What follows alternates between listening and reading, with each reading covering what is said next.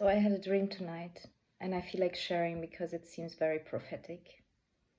In this dream, masses of men, hordes of angry male people, were marching over the fields in order to enter the villages and the homes, to abuse and to rape many, many women, young women, older women, hurting them and having the ultimate goal to not only exert power and break them, but also to impregnate them, to have their seeds planted and to bring forth their genes in the next generation.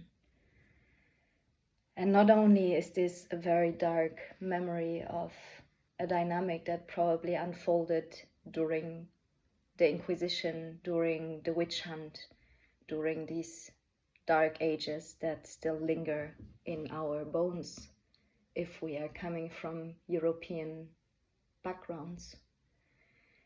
But also it seems very symbolic to the war and the fight that is still going on between the wounded collective masculine and the wounded collective feminine, where men are seen as this angry force that just want to abuse and use women, and women are seen as the vulnerable and powerless creatures that are just there in order to give life and in order to bear the new generation.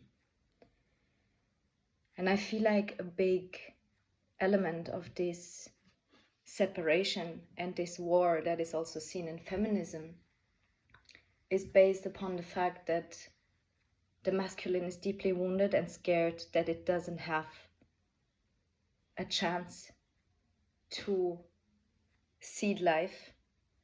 It doesn't have an inherent value and a necessity to be useful, to be of importance in this world, because it is the women that choose who is going to be able to bring forth their seed, their genetics, their characteristics to the next generation, and the power lies in the hands of women.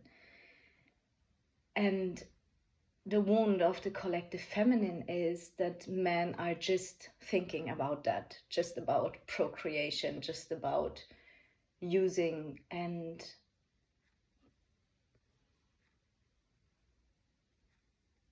seeding their own property. So I do believe that the healing lies in connection again, and in trust, and in seeing that we both need to unify, to unite, in order to create new life and the next generations that are going to be living and fertilizing and creating on this planet. We as the collective feminine need to give this importance and this value and this stability and support to the collective masculine, and the collective masculine needs to give the trust and the power and the frame to the feminine in order to feel safe and held and to open up in order to be receiving this new life. We cannot, as feminists, run around and scream against those unnecessary, violent,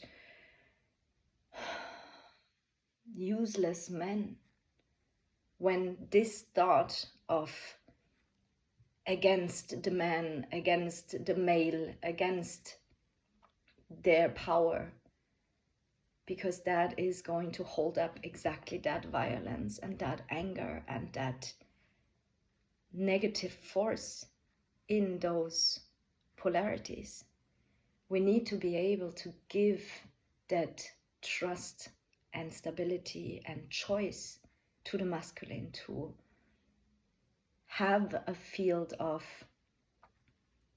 creation, to have a place where they can plant their seeds, where they can bring forth that new life.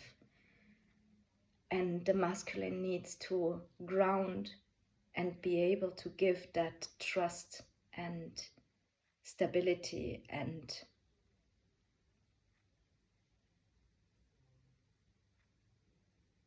peace to the women in order to be able to be receptive and invite them in. This is a team effort. This is a work that we need to provide for one another. We cannot run around with huge imaginary scissors in our hands and be like, cut their balls, we need to fight against the male.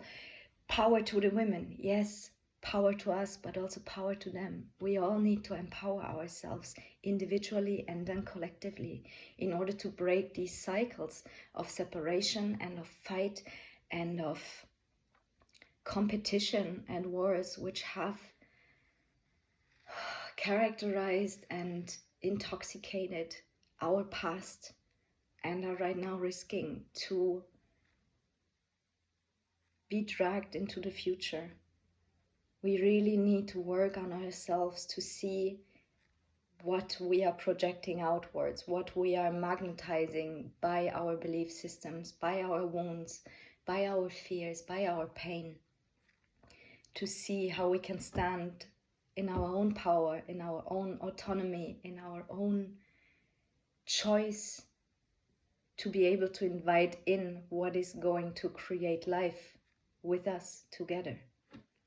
So can we make a commitment as the feminine to really be sovereign and really be grounded in our power to then allow a grounded and healed masculine to come in our space in a peaceful, in a grounded, in a stable, in a trustworthy way. Because it is similar to educating a child, right? If we are constantly screaming, you are useless, you are stupid, we don't need you, we are the only ones that have the power, we decide, then how is that child going to grow up to be a sovereign, self-confident being to protect and create life?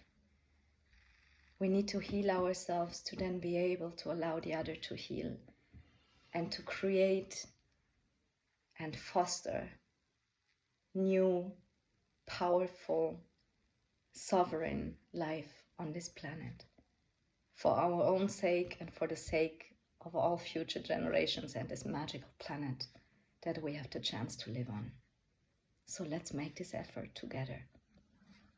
So I feel like the inherent wish of the feminine is to feel seen and held and recognized, and the inherent need of the masculine is to feel needed and useful. There is this deep, wounded,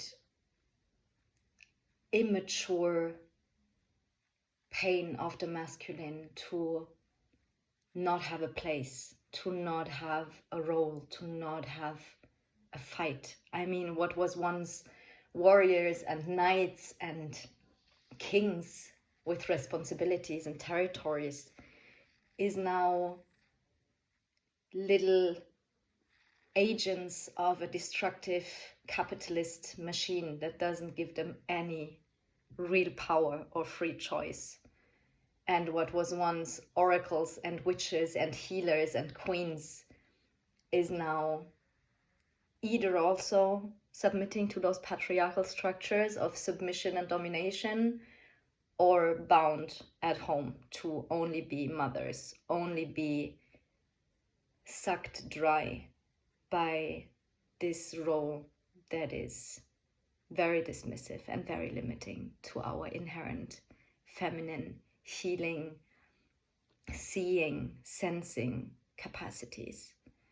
So can we commit to grow into responsible, committed, autonomous humans in order to then connect and create? Because that is our responsibilities as protectors and guardians of this earth, of Mother Gaia, which is gifting and offering everything in abundance to us if we are stepping into our power and our sovereignty to take on this responsibility. And I saw her, not as a maiden in waiting, not as a wounded child, but as the river who had remembered its source. She rose not in fire and fury, but in rhythm and root, no longer demanding to be seen, but so wholly, wholly present that the world could not longer look away. She had gathered her fragments from 1,000 betrayals, held them like seeds, and planted them in the dark soil of her own body, until they sprouted wisdom, not war, until they grew into wildflowers, not willow fences. Her power was not louder, but deeper. She moved with tides that knew when to open and when to withhold. She spoke not to convince, but to remind. And the healed masculine, not the armored one, not the performer, but the grounded, listening one, felt her rise like morning mist over still water. He did not try to fix her. He did not try to claim her. He did not try to suppress her. He met her. With eyes unclouded by conquest, with a spine grown from truth, and hands that knew the difference between possession and presence.